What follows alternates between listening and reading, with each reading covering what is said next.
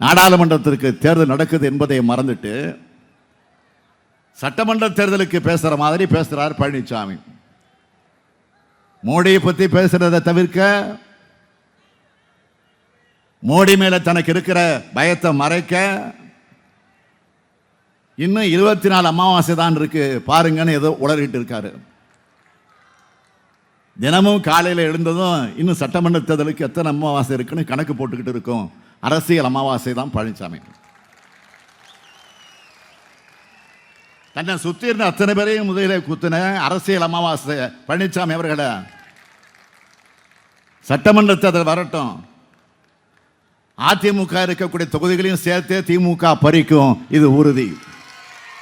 இது ஆணவத்தில் சொல்லல, அகங்காரத்தில் சொல்லல, திமிரில் சொல்லல. தமிழ்நாட்டு மக்களுக்கு நாங்கள் செய்ய போற நன்மைகள் மேல நாங்கள் வச்சிருக்கக்கூடிய நம்பிக்கையின் அடிப்படையிலே சொல்றேன்.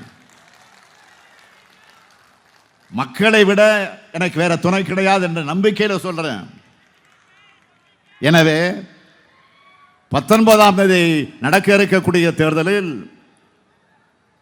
தமிழ்நாட்டை வஞ்சித்த பாஜக, அதற்கு துணை போகும் பாமக, தமிழ்நாட்டை பாழ்படுத்திய அதிமுக ஆகிய துரோகி கட்சிகள் எல்லாம் ஒரு சேர நாம வீழ்த்தியாக வேண்டும். அதுக்கு சிதம்பரம் நாடாளுமன்ற தொகுதியில் விடுதலை சிறுத்தைகள் சார்பில் போட்டியிடக்கூடிய நம்முடைய வெற்றி வேட்பாளர் எனது பாசமிகு சகோதரர் திருமாவளவன் அவர்களுக்கு பானை சின்னத்திலையும்,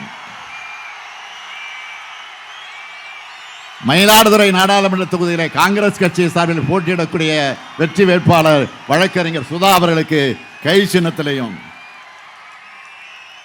உங்களது வாக்குகளை அளிக்கணும்னு கேட்டுக்கிறேன்.